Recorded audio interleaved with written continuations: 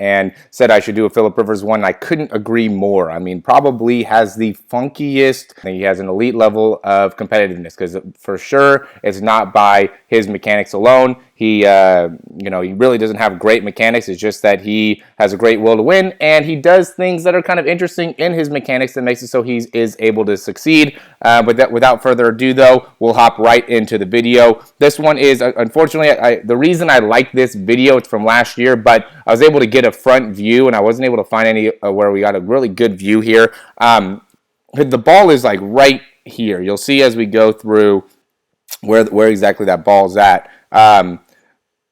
See, it's right about here. And so what stands out about Philip Rivers is, again, that release, right? And so what he does is he basically brings that ball kind of straight up there, and then when he steps, and you could see in here, you could see how his hips open up first, right? So he begins that torque, and we'll get other angles as well to be able to see it, but I like that front view. So he torques, and then he really uses that left hip to generate a ton of force as he's coming through. Now, he's a big guy, okay, and that's a big part of it, but, he really doesn't get that, ball up at all overhead. He doesn't really load and get that 90-90 position. He's all about just trying to get the ball right out of his hands, and he uses that big body in order to make it happen. We can see again here. So notice how as he's stepping, he's also rotating with that hip immediately, okay, and then he's really just using that left hip to really generate the force here in order to throw the football.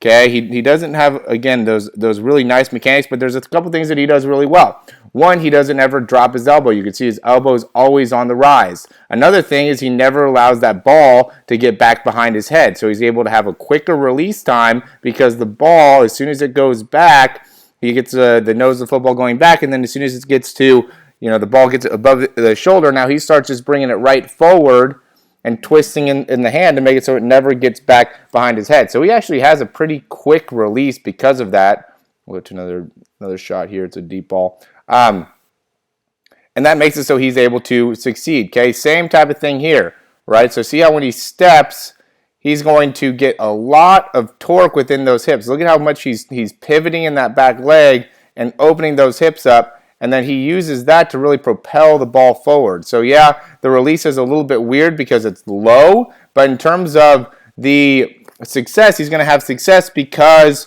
he gets his body into it. The biggest reason that guys aren't able to succeed is because they're not able to figure out how to connect their lower body to their core, then to the upper body. And you can see that Philip Rivers is actually able to do that. So as he's going here, look at how he starts. He loads. He gets that back leg. He gets a good amount of force out of that back leg. Then he pivots with that back leg, gets those hips to open up, and then he goes and rotates. And really, when he's releasing, everything is nice and even. Those hips are nice and even. The ball, or the shoulders, are nice and even, and the ball comes right out from there. And so that's where he's able to have the success that he has. Is he is able to get the force generation that you want out of that lower body. I mean, that ends up really being a key thing here. Okay, we got another one where it's a deep ball. Okay, notice how he pivots with that back leg and gets those hips to rotate, and then he lets the ball go from there. Okay, yeah, I think he could shift a little bit more onto his front leg for sure, but part of the best thing that he does is that he kind of keeps that weight back as he's throwing. So he doesn't need, it all happens so fast that he doesn't really need to come forward as much as he needs to rotate. And he does a good job of syncing up that rotation with the release of the football. So that's really, I mean, that's the essence to Philip Rivers' breakdown. Now, if we want to talk about what he could do better in his release, it would be to initially load by getting the ball back rather than letting it drop like that. Okay, see that? That's something that increases his risk of having, and it's always been a problem for Philip Rivers. He gets too many fumbles because he allows that ball to drop originally, which isn't a great way to load the shoulder. But I mean, he's able to have success because he eventually gets to this external rotation position, which really is the goal. See how that ball's way back here and that elbow's coming up in front? He gets to that spot. He just does it in a funky way, and he also does it in a way that's weirdly timed. And that's going to be the hardest thing about replicating what he does is, one, he's a big guy. So a big part of it is he uses a lot of his size and momentum in order to get the the right amount of force behind the throw. But the other thing is going to be, being able to sync up your upper body with the core and the lower body while having such a kind of awkward release. The best way to go through and have a smoother release is some of the stuff that we talk about. So load back with that arm, make it so as you're loading back with the arm, you're also loading onto the outside part of the foot.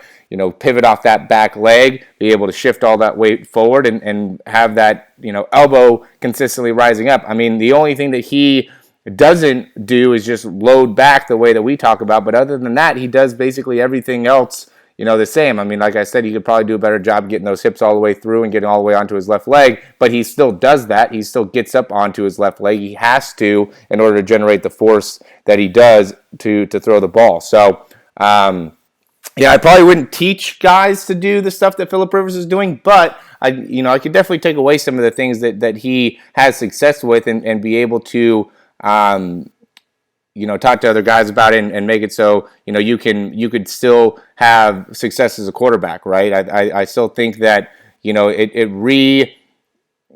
re-legitimizes the goal of, hey, you need to be able to pivot with that back leg, get those hips moving before you start opening up with the upper body and making sure that elbow is always and consistently rising. I think those are the big things to focus on as quarterbacks in order to have the best mechanics that you can. Okay, as always, thanks for watching these videos, guys.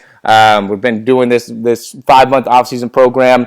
If you haven't heard about it or looked into it at all, go on to our website and check it out. The link should be at the bottom. 5 months off season, you get 10 of these breakdowns just like this. We talk about what you can do in your mechanics to get better, give you specific exercises to do. It's been going awesome. We got over 10 guys in it right now. It's only been open for about 14 days, I want to say. So, it's been a big success so far. Looking to continue to get more guys into it, ending the new year, and then also starting the new year. So check that out. We also have our free ebook Blueprint to the Perfect Throw. Check that out. Download it. We'd love to have you as a person that's able to look at that and get some information. As always, we're trying to provide more value to you. Last thing is we have our online membership. Check that out. It's free. Gives you you get a free 30 days.